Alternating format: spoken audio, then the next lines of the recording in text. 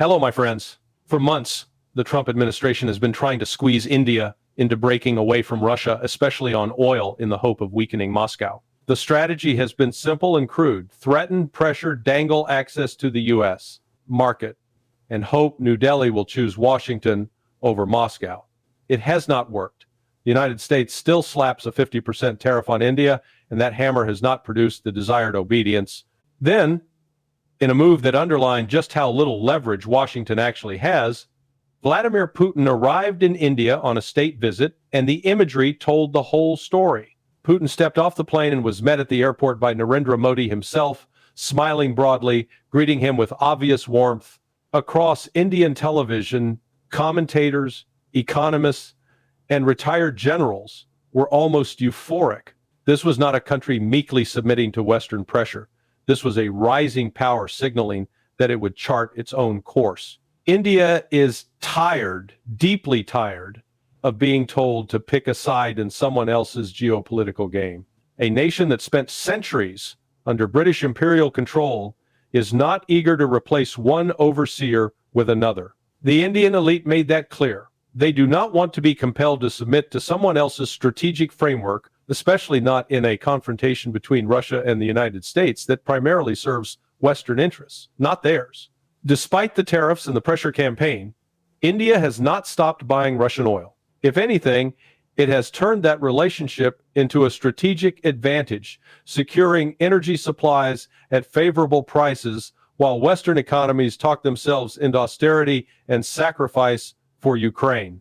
During this visit, Moscow and New Delhi signed roughly 10 economic and strategic agreements, reinforcing their joint commitment as core BRICS partners and underlining that they see their future together, not apart. If Trump believed that his hardball tactics would drive a wedge between Russia and India, the evidence now is conclusive. He miscalculated.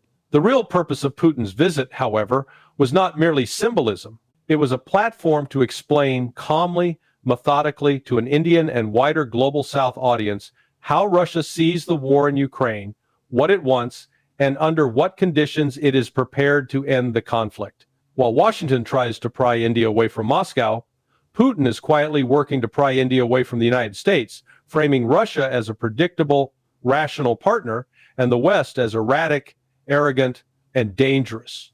Given Trump's own erratic behavior and the increasingly hysterical tone out of Washington and European capitals, it is not hard to see which narrative is gaining ground in New Delhi. India does not want to be dragged into a bloc confrontation with China, nor does it want to be forced into an anti-Russian front. New Delhi has long-standing friction with Beijing, including unresolved border disputes and rivalry between two massive populations sharing a tense frontier. At the same time, Indian policymakers do not want to become wholly dependent on Washington, nor allow their ties with Moscow, critical in defense, energy, and diplomacy, to be sacrificed for someone else's crusade. India's goal is to pursue its own national interest, maintain productive relations with all major powers, and avoid alienating any of them. It resents being treated as a pawn, and Putin's visit made clear that Russia understands and respects that instinct in a way the West does not. During the visit, Putin sat for a long-form interview with multiple Indian interlocutors. What he said matters not because he is a saint, but because he is the central decision-maker in a war that is reshaping the global order. If you want this war to end without a wider catastrophe, you have to understand his logic, his red lines, and his conditions.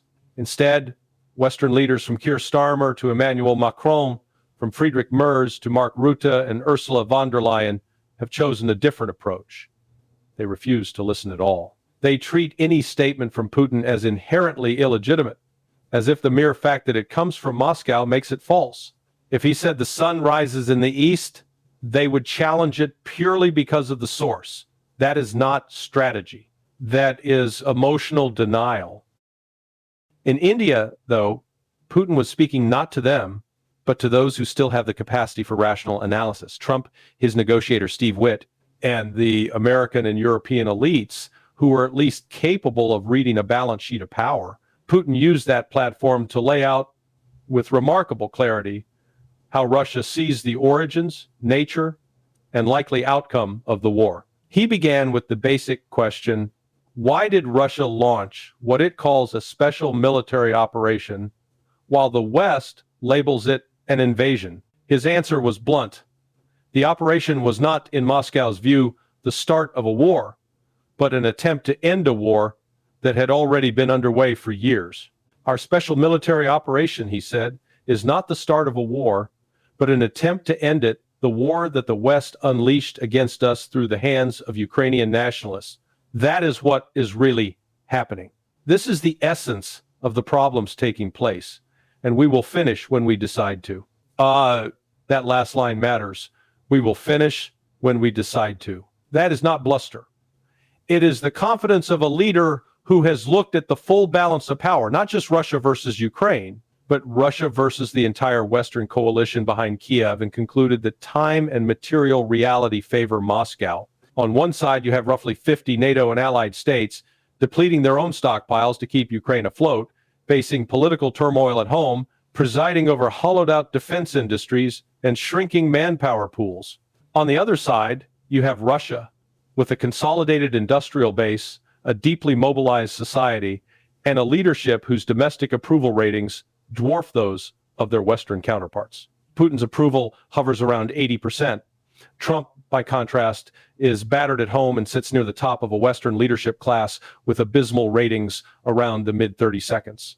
The rest of the European leadership are even weaker in their own countries. That political fragility translates directly into strategic weakness. Russia sees it. Putin knows that Western leaders are constrained by domestic discontent and electoral cycles. He is not. On the battlefield, the disparity is even more stark. The war ultimately comes down to manpower and training, not just money and hardware.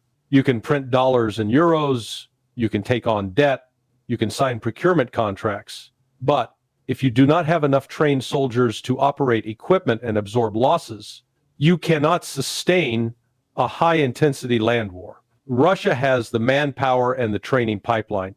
Ukraine does not. Moscow is able to rotate units, build reserves, and expand its industrial output of artillery shells, missiles, drones, and armored vehicles. Kyiv is scraping the bottom of the barrel, conscripting older men and barely trained recruits to fill increasingly thin lines. Western media talks endlessly about aid packages and game-changing weapons, but those cannot alter the central fact. The human pool on the Ukrainian side is insufficient and increasingly exhausted. Putin understands that. That is why he can say with complete assurance that Russia will decide when the war ends, either through diplomacy on Russia's terms or through a military victory imposed on the ground. Zelensky's rhetoric is the mirror opposite: loud, defiant, and entirely disconnected from his actual capacity.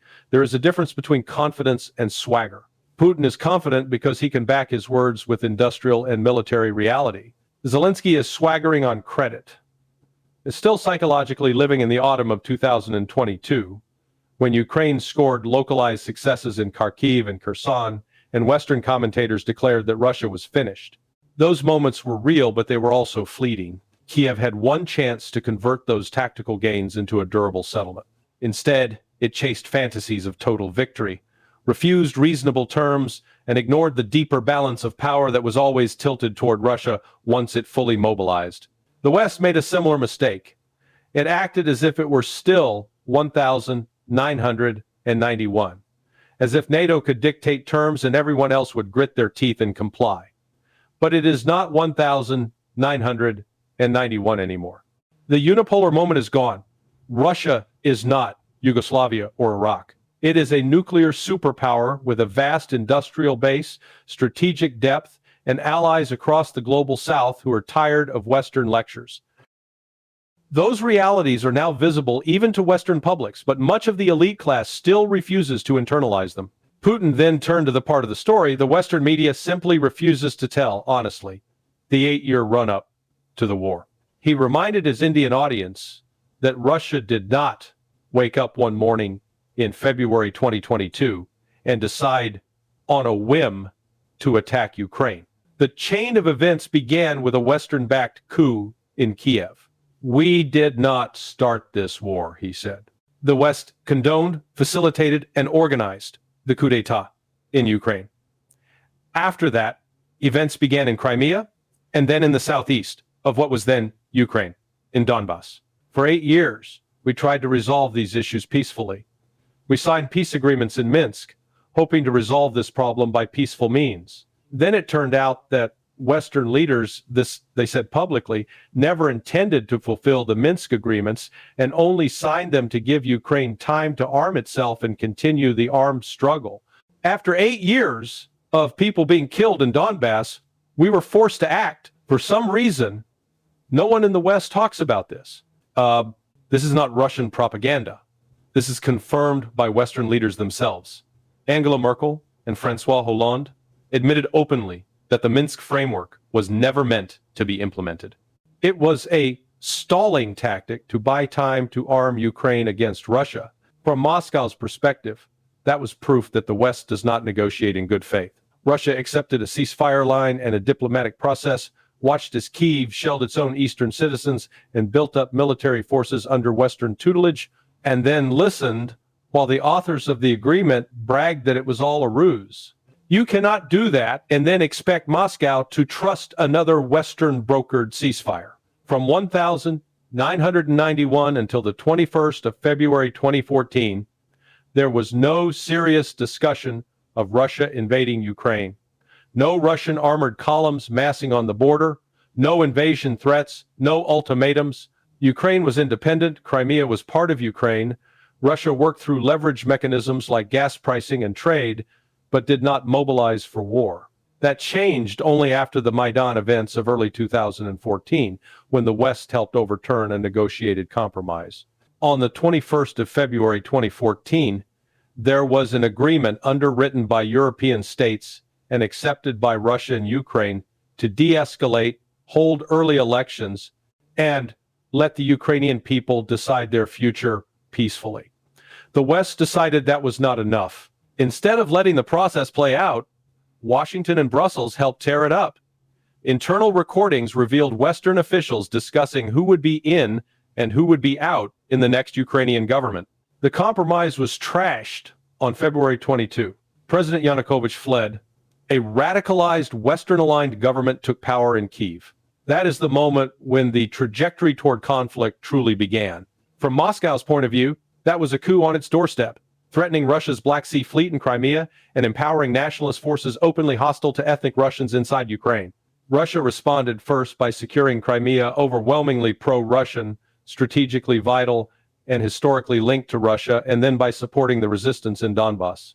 The key fact Western audiences never hear is that it was the Ukrainian military that began turning its guns on its own citizens in the East. The little green men narrative is repeated constantly in Western media. The story of Ukrainian artillery and battalion formations pounding Russian-speaking civilians is buried. But that is what happened.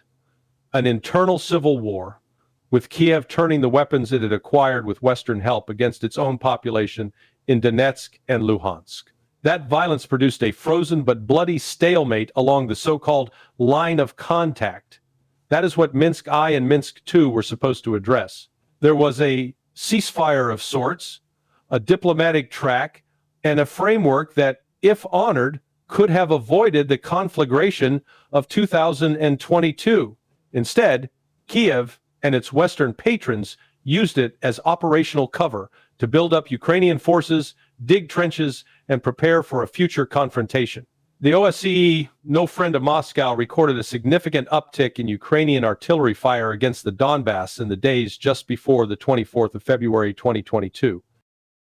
That escalation was the immediate trigger for Russia's decision to recognize the Donetsk and Luhansk republics on the 21st of February 2022, and then respond militarily after those newly recognized entities requested Russian assistance. Again, you can debate motives and proportionality, but you cannot deny the sequence of events. The West sabotaged the 2014 compromise. Kiev turned its army on its own eastern population. Minsk was used as a deception. Shelling intensified in early 2022. Under those conditions, Russia concluded that its patience had run out and its national security, as well as the safety of Russians in Donbass and Crimea, required decisive action. When Putin says, We tried diplomacy for 8 years and we will not repeat that mistake. He is not inventing a fairy tale. He is describing, from Russia's perspective, a long pattern of Western bad faith. That history also explains why Moscow is not interested in the kind of unconditional ceasefire Trump's team has reportedly floated. A ceasefire without a durable settlement, one that leaves large numbers of ethnic Russians under a hostile Kyiv government backed by NATO, would simply recreate the 2014-2022 situation, only worse. Russia will not agree to that.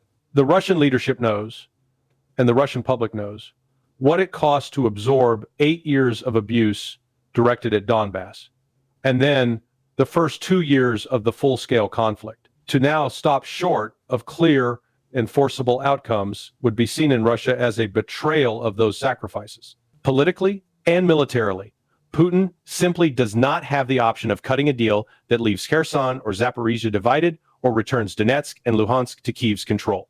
The Russian officer corps and population would not tolerate it. Putin made that point explicitly when he explained why and how Russia recognized the Donbass republics. We did not recognize the self-proclaimed republics for 8 years. They declared independence, and we tried to establish relations between the rest of Ukraine and these republics. Then when we realized that it was impossible, that they were simply being destroyed, we were forced to recognize them, and not just recognize them, but in part of the territory and within the administrative borders as they existed back in Soviet times and later in independent Ukraine. We immediately told Ukraine and the Ukrainian military, people do not want to live with you. They held a referendum and voted for independence. Withdraw your troops from there, and there will be no military action at all. But no, they preferred to fight. Well, now they have fought to this point, basically. That's what it all comes down to. The pattern is obvious. Russia delayed recognition for 8 years, tried to keep Donbass inside a unified Ukrainian state with special status, and only moved to formal recognition when it concluded that Kyiv was determined to crush those regions by force. At that point, refusing to act would have been seen as abandoning Russian people to annihilation. It should surprise no one that Moscow chose instead to treat Donetsk and Luhansk as their own, politically and later militarily. All of this brings us back to a simple but brutal law. Actions have consequences. The West helped engineer Maidan and topple a negotiated compromise. It encouraged Kiev to ignore Minsk and pursue victory by force. It lied to Moscow about its intentions. It escalated NATO's reach into Ukraine and Georgia, beginning with the 2008 Bucharest summit declaration that those two countries will become members of NATO. It ignored repeated Russian warnings, including Putin's message in December 2021, take NATO expansion off the table, commit to neutrality for Ukraine, and there will be no war. The answer from NATO was contempt and dismissal. The fuse that had been lit in 2008 and fanned in 2014 finally reached the powder. Now, Western elites are shocked that the explosion has consequences they cannot control. They wanted regime change in Kyiv. They got Crimea, leaving Ukraine. They wanted to weaken Russia.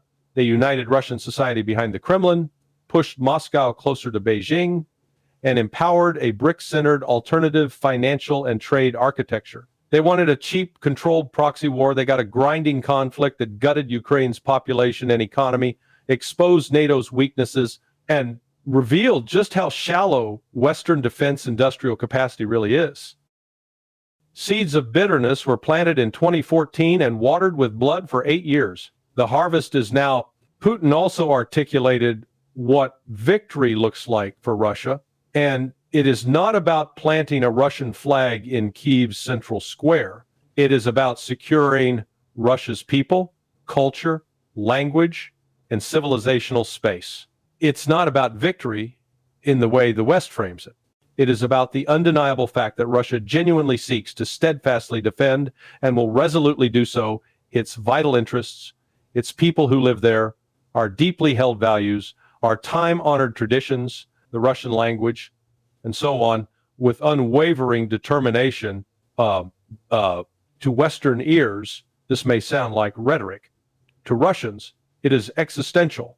After the Soviet collapse, religion, and national identity were shaken. The revival of orthodoxy, the defense of the Russian language, and the integration of historically Russian territories are not marginal themes.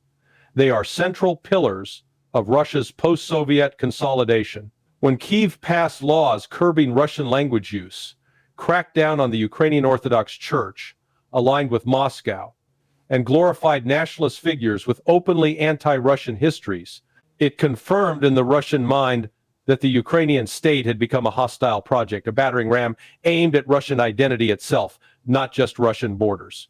That is why Moscow will not accept any deal that leaves large Russian populations in Donbass, Kherson, or Zaporizhia under Kyiv's boot.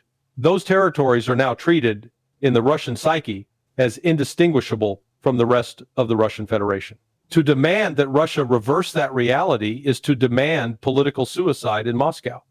It will not happen. The minimum Russian terms spelled out in June 2024 include recognition of the new territorial realities, demilitarization, denazification of Ukraine's security apparatus, a non-NATO neutral status, and strict limits on future military deployments. None of that has changed. There is nothing the West can offer, no package of carrots and sticks, no security guarantees, no threat of sanctions that can force Russia to abandon those core conditions. The power simply is not there. Inside Russia, public pressure on Putin does not push him toward compromise. It pushes him toward going harder and farther. Western commentators like to imagine that rising Russian casualties will erode support for the war and force the Kremlin into concessions, as happened to the United States in Vietnam. That is a projection of Western psychology, not Russian reality.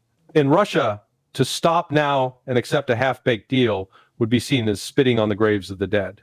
The sunk cost does not pull Moscow toward peace. It pulls Moscow toward securing a decisive outcome commensurate with the sacrifices already made. Ukraine, of course, has its own sunk cost psychology, but psychology cannot override material limits. Kyiv can want total victory. It cannot achieve it. Russia, in contrast, can achieve its stated aims and knows it. That asymmetry explains Putin's serene confidence and Zelensky's increasingly frantic tone. Against this background, listen carefully to what retired General Jack Keane and others in the Western establishment are now advocating. Keane recently argued that if Ukraine is forced to make territorial concessions, the West must provide security guarantees that include U.S. and European air power ready to strike Russian forces and Western forces on the ground on the Ukrainian side of the line to deter and, if necessary, fight Russia in any renewed conflict. In other words, jets in the air, boots on the ground, American soldiers deployed in Ukraine. Think about what is being proposed. After everything that has happened, after Minsk was exposed as a sham, after Russia warned repeatedly about NATO expansion, after the West pushed this proxy war to the point where Ukraine is gutted and Russia battle-tested, Keane's answer is to double down by placing U.S. troops directly in Russia's immediate war zone and tasking them with fighting and potentially dying to uphold the borders of an infamously corrupt and unstable regime in Kiev, a regime that has siphoned off Western billions, criminalized opposition, banned churches, and presided over a demographic catastrophe. That is the entity for which American and European lives are supposed to be risked. Even more revealing is Keane's misreading of Russian aims. He insists that Russia's goal has always been to conquer all of Ukraine, topple the government in Kyiv, and then march on later, perhaps after a temporary deal to finish the job. This narrative is ubiquitous in Western commentary, but it is inconsistent with how Russia actually deployed its forces in February 2022. If the true objective had been full conquest and permanent occupation of a country of roughly 30+ million people, you do not launch that with roughly 100,000, 150,000 troops across several axes. You do not send perhaps 50,000 troops toward a capital of 2 million and call that a serious occupation force. The initial Russian plan was clearly to coerce a negotiated settlement to shock the Ukrainian political elite and its Western patrons into recognizing Russia's red lines and agreeing to neutrality and autonomy for Donbass. That plan was badly designed and poorly resourced. Russia paid a heavy price for that miscalculation and adjusted, but The original force posture makes nonsense of the Western story that Moscow intended to reenact World War II in the heart of Eastern Europe. Putin has repeatedly said that Russia has no interest in conquering Europe. His stated objective is to secure Russia's western flank and protect Russian people in Ukraine. Given Russia's force structure, its actual operational behavior, and its diplomatic proposals, that claim holds up far better than the Russia will take all of Europe if we don't stop them in Ukraine hysteria that dominates Western media. Moreover, Russia has now reorganized its defense industrial base for large-scale war. It has ramped up missile, artillery, and drone production to levels the West cannot match in the short or medium term. It has refitted its army based on hard lessons learned. NATO, by contrast, still lives mentally in the era of Operation Iraqi Freedom, designed for short, expeditionary wars against weak opponents, not for a protracted combined arms war against a peer adversary that has both the will and the means to sustain it. Germany is only now talking about conscription. Other European states are scrambling to patch together modest increases in ammunition production. The United States is running down its own stockpiles to feed Ukraine, leaving its own war reserves dangerously low. None of this is secret. Anyone with access to production figures, contracts, and manpower statistics can see the mismatch between Western rhetoric and Western capacity. When Keane speaks about Western air power and Western ground forces guaranteeing Ukraine's security, he is describing something that is aspirational at best and suicidal at worst. To implement his vision would be to sign the death warrant of Western soldiers in a war the West is not ready to fight and cannot win at acceptable cost. The risk is not only defeat in conventional terms. The deeper danger is nuclear escalation. If NATO and Russia collide directly, and Russia begins to win conventionally, as all indicators suggest it would, the temptation for Western leaders to reach for the nuclear lever would be immense. These are not calm, steel-nerved strategists. They are brittle, frightened politicians terrified of being blamed for losing to Moscow. Someone would crack. Someone would authorize a limited nuclear strike. And at that point, the entire edifice of restraint collapses. Russia would retaliate. The United States would respond. Europe would become a battlefield of fire. Ukraine would be reduced from a devastated buffer state to radioactive ruins. Everyone loses. Russia has no need to launch a Pearl Harbor-style attack on the United States. Its nuclear arsenal already guarantees deterrence. Moscow knows that hitting the American homeland directly would be suicide. That is why Russia focuses on its near abroad, its borders, and its civilizational space, not because it is nice, but because it is rational. Western policymakers could learn from that rationality. Instead, many of them are trapped in mythologies of credibility and leadership, willing to gamble the future of humanity on a conflict that has no bearing on the actual security of the American homeland. Strip away the propaganda, the emotional narratives, and the moral grandstanding, and the situation looks like this. Russia has already won the war in Ukraine in the only sense that matters. Its core strategic objectives will be achieved.